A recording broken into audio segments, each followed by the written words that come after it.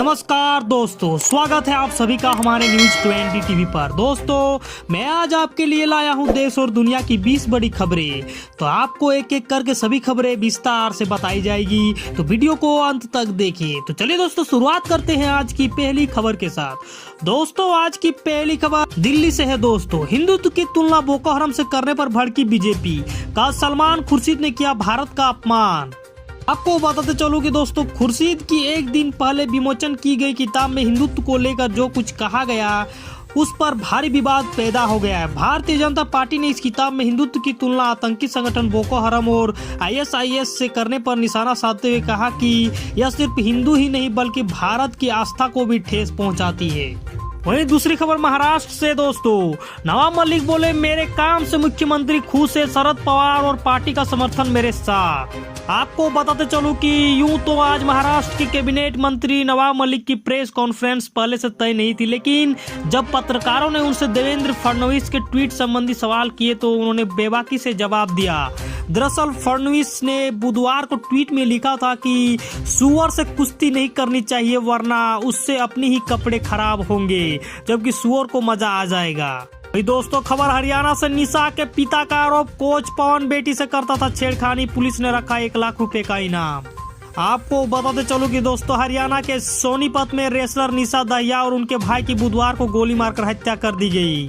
अब इस पूरे मामले में हरियाणा पुलिस ने निशा के आरोपी कोच पवन और उसके साथी सचिन के पोस्टर जारी किए हैं। एएसपी मयंक गुप्ता ने कहा कि आरोपियों पर 1 लाख रुपए का इनाम रखा गया है।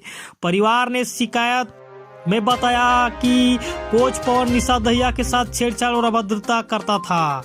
वहीं दोस्तों, राजस्थान से खबर है। राजस्थान में व्यक्ति एक पद का फॉर्मूला जा सकती है, गहलोत समर्थक कई मंत्रियों की कुर्सी। आपको बताते चलो कि राजस्थान में कैबिनेट विस्तार को लेकर हलचल तेज हो गई है। मुख्यमंत्री अशोक गहलोत दिल्ली में जमे हुए हैं। पंजाब जैसी स्थिति न हो इसलिए गांधी परिवार एक्टिव हो गया है। इसी बीच बताया जा रहा है कि कांग्रेस राजस्थान में एक व्यक्ति एक पद वाला फॉर्मूला लागू करने जा रही है। इस फॉर्मूले के लागू होने के बाद व्यक्ति किसी एक ही पद पर हो सकता है। वही खबर महाराष्ट्र से। महाराष्ट्र वक्फ बोर्ड लैंड केस में 7 जगह ईडी के छापे, नवाब मलिक के अंडर आता है मंत्रालय। आपको बताते चलो कि महाराष्ट्र वक्फ बोर्ड लैंड केस में प्रवर्तन निदेशालय ने बड़ी कार्रवाई की। ईडी ने गुरुवार को पुणे के 7 ठिकानों पर छापे मारे। मामला वक्फ बोर्ड से संबंधित जमीन की अवैध बिक्री से जुड़ा है। खास बात यह है कि वक्फ बोर्ड महाराष्ट्र सरकार में मंत्री नवाब मलिक के मंत्रालय के अंतर्गत आता है। वही दोस्तों, जिन्ना वाले बयान पर अड़े राजभर, बंटवारे के लिए अब आरएसएस को ठहराया जिम्मेदार। आपको बताते चलो कि सुहेलदेव भारतीय समाज पार्टी के अध्यक्ष ओम प्रकाश राजभर ने कहा है कि पाकिस्तान के संस्थापक मोहम्मद अली जिन्ना भारत के बंटवारे के लिए जिम्मेदार नहीं है बल्कि राष्ट्रीय स्वयंसेवक संघ है। राजभर ने यह भी कहा कि देश को आजादी दिलाने में जिन्ना का कोई भी योगदान है और वो देश के लिए लड़े थे। वही दोस्तों, नवाब मलिक के दामाद ने फडणवीस को भेजा 5 करोड़ के मानहानि का नोटिस। आपको बताता चलो कि महाराष्ट्र के मंत्री नवाब मलिक के दामाद समीर खान ने पूर्व मुख्यमंत्री देवेंद्र फडणवीस को उनके खिलाफ बेबुनियादी आरोप लगाने को लेकर 5 करोड़ रुपए का मानहानि का नोटिस भेजा है और उन्होंने लिखित रूप से माफी मांगने को भी कहा है। हालांकि भारतीय जनता पार्टी के प्रदेश प्रवक्ता ने यह कहा कि वो नोटिस का जवाब कानूनी की तरीके से देंगे। वही दोस्तों, खबर बाड़मेर से। दोस्तों, 12 में से 9 यात्रियों की हड्डियां तक जल गई, अब डीएनए से की जाएगी पहचान। आपको बताते चलो कि बाड़मेर में हुए दर्दनाक बस ट्रक हादसे में जिंदा जले 12 यात्रियों में से 9 अभी तक पूरी तरह से शिनाख्त नहीं हो पाई है। हादसे में मारे गए यात्रियों के नाम तो सामने आ गए हैं, लेकिन कौन सा शव किसका है इसका अभी तक पता नहीं चल पाया। भिड़ंत के बाद बस में आग से जिंदा जले यात्रियों के शव इस कदर जल चुके हैं कि उनकी शिनाख्त नहीं हो पा रही है। कईयों की तो हड्डियां तक जल गई है। ऐसे में अब उनकी शिनाख्त डीएनए से की जाएगी। वही दोस्तों, ऑक्सीजन कांड से चर्चा में आए डॉक्टर कफील को योगी सरकार ने किया बर्खास्त। बीआरडी में बच्चों की मौत पर कार्रवाई। आपको बता चलो कि गोरखपुर के बीआरडी मेडिकल कॉलेज में ऑक्सीजन कांड के बाद चर्चा में आए डॉक्टर कफील खान को योगी सरकार ने बर्खास्त कर दिया है। बीआरडी में हुए बच्चों की मौत के मामले में ही यह कार्रवाई की गई। पिछले साल भड़काऊ भाषण देने का आरोप लगाते हुए कफील पर रासुका लगाकर जेल में भी भेजा गया था। हाईकोर्ट से रासुका रद्द होने पर उनकी रिहाई हो सकी थी। वही दोस्तों, नवाब मलिक की तारीफ कर सीएम उद्धव ठाकरे बोले लड़ाई जारी रखे, हम आपके साथ हैं। आपको बताते चलो कि महाराष्ट्र के मुख्यमंत्री ठाकरे ने मंत्री नवाब मलिक की तारीफ की है। आर्यन खान ड्रग्स केस में जिस तरह से नवाब मलिक ने एनसीबी के खिलाफ हमलावर रुख अख्तियार किया है, उसके बाद उन्होंने मलिक को राज्य सरकार का समर्थन देने की बात कही है। सीएम नवाब मलिक द्वारा लड़ी जा रही लड़ाई की तारीफ करते हुए गुड गोइंग कहा। लड़ाई को जारी रखने की सूचना नवाब मलिक को खुद सीएम ने दी है। सीएम उद्धव ठाकरे ने अपने सभी मंत्रालय से और मंत्रियों से नवाब मलिक का साथ देने की बात भी कही है। दोस्तों, हमारी सीधी लड़ाई बीजेपी से है, प्रियंका गांधी तय करें उनकी लड़ाई किससे है, एनडीटीवी से अखिलेश यादव ने कहा। आपको बताते चलो कि उत्तर प्रदेश के पूर्व मुख्यमंत्री और सपा प्रमुख अखिलेश यादव ने कहा है कि यूपी के विधानसभा चुनाव में हमारी सीधी लड़ाई भारतीय जनता पार्टी से है। जनता को पता है कि समाजवादी पार्टी ही मुख्य विपक्षी दल है और अगले वर्ष होने वाले विधानसभा चुनाव में बीजेपी और समाजवादी पार्टी की सीधी लड़ाई है। बीजेपी पर निशाना साधते हुए अखिलेश ने कहा कि योगी जी बांटने की राजनीति करते और हम जोड़ने की। गुरुवार को मुजफ्फरनगर की रैली के दौरान उन्होंने विभिन्न मुद्दों पर एनडीटीवी से बातचीत की पेशकश की। वही दोस्तों, कासगंज से खबर, अल्ताफ की मौत पर सियासी घमासान, यूपी के मंत्री बोले अखिलेश को टोटी का बड़ा ज्ञान।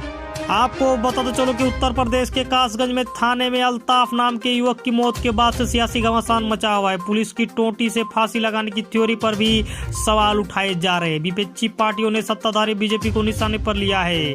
इसके बाद अब यूपी के मंत्री सिद्धार्थ नाथ सिंह ने पूर्व सीएम अखिलेश यादव को अड़े हाथों लिया है। सिद्धार्थ नाथ सिंह ने कहा कि अखिलेश को टोटी का बड़ा ज्ञान है। वही दोस्तों, यूपी विजय के लिए कांग्रेस का महाअभियान, 32,000 किलोमीटर की पदयात्रा, 5,000 से ज्यादा नुक्कड़ सभाएं करेगी पार्टी। आपको बताते चलो कि उत्तर प्रदेश में चुनावी सफलता हासिल करने के लिए कांग्रेस ने सघन रणनीति तैयार की है। इसके अंतर्गत पार्टी पूरे उत्तर प्रदेश में महंगाई के खिलाफ 32,240 किलोमीटर की पदयात्रा आयोजित करेगी।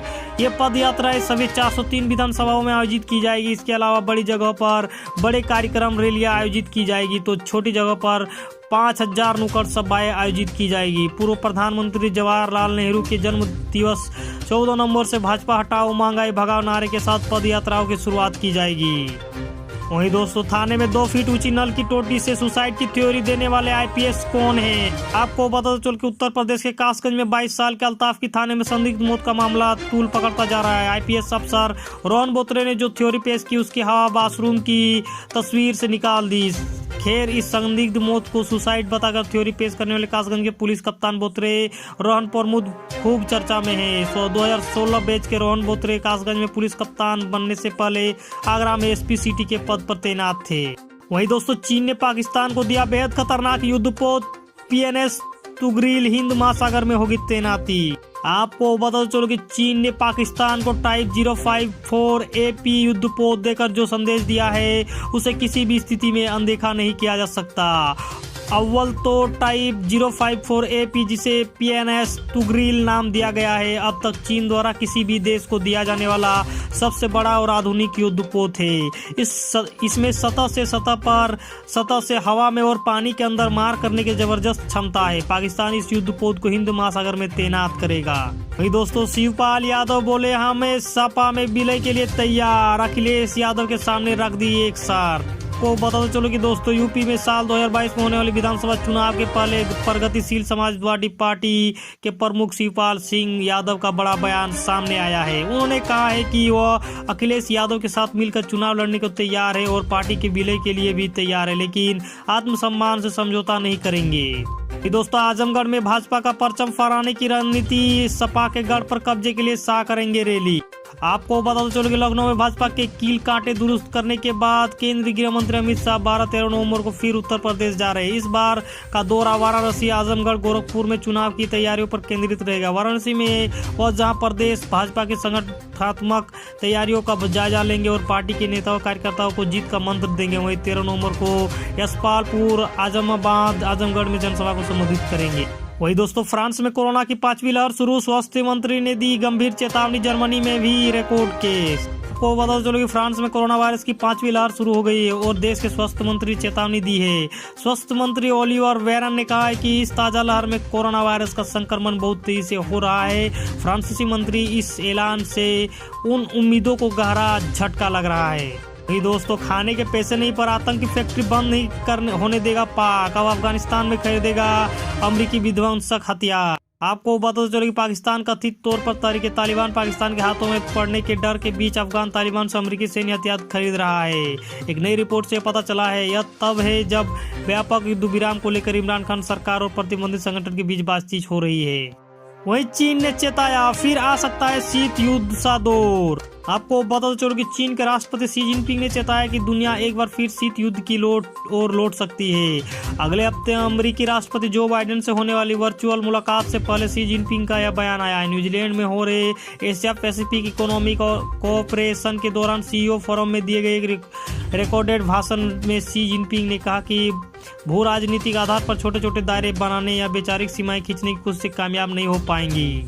दोस्तों आज के लिए बस इतना है। दोस्तों अगर हमारी वीडियो आपको पसंद आए तो वीडियो को लाइक करें, शेयर करें और सब्सक्राइब करें। दोस्तों इस तरह का डेली न्यूज अपडेट पाने के लिए बेल आइकन को दबाना ना भूलें। नमस्कार, आदाब, सत श्री अकाल, जय हिंद, जय भारत।